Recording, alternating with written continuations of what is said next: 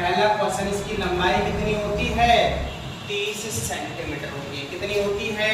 30 centimetre होती है। ये वाला क्वेश्चन एग्जाम में रिपीट हुआ है, तो ये ध्यान रखना। इसकी आकृति कैसी होती है? अंग्रेजी के जे के आकार की होती है, जैसा अंग्रेजी में जे होता है उस तरीके से। फिर बात करते हैं कार्य। तो इसका कार्य क्या होता है?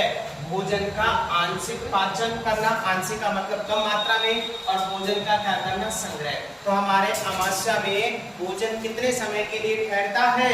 3 से 4 आवर्स, 3 से 4 घंटे हमारे अमावस्या में ठहरता है।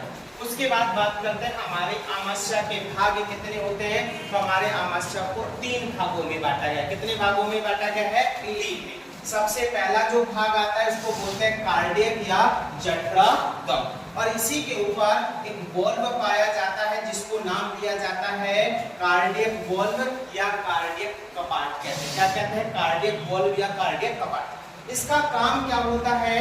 हमारे भोजन को, यानी कि भोजन को ग्रास नाल से अमाशय में तो ये आने देता है, लेकिन विपरीत दिशा में जाने से क्या करता है? रोकता है। तो भोजन को अमाशय से ग्रास नाल में जाने से क्या कर देता है? रोकने का कार्य करता है।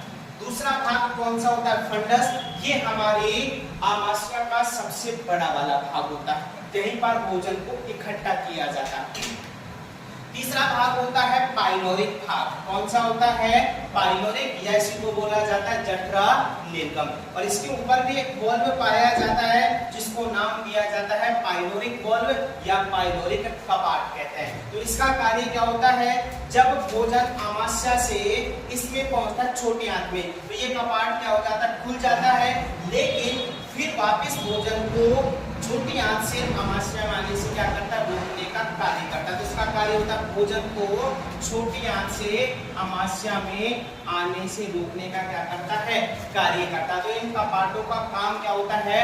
भोजन को विपरीत दिशा में जाने से रोकने का क्या करते हैं? ये कार्य करते हैं। ठीक है, तो ये बात होगी हमारे किसके? अमाशय में। ठीक है, तो हम लोग कितने भाग पढ़ चुके हैं? 4 भाग पढ़ चुके हैं। ठीक है, अब बात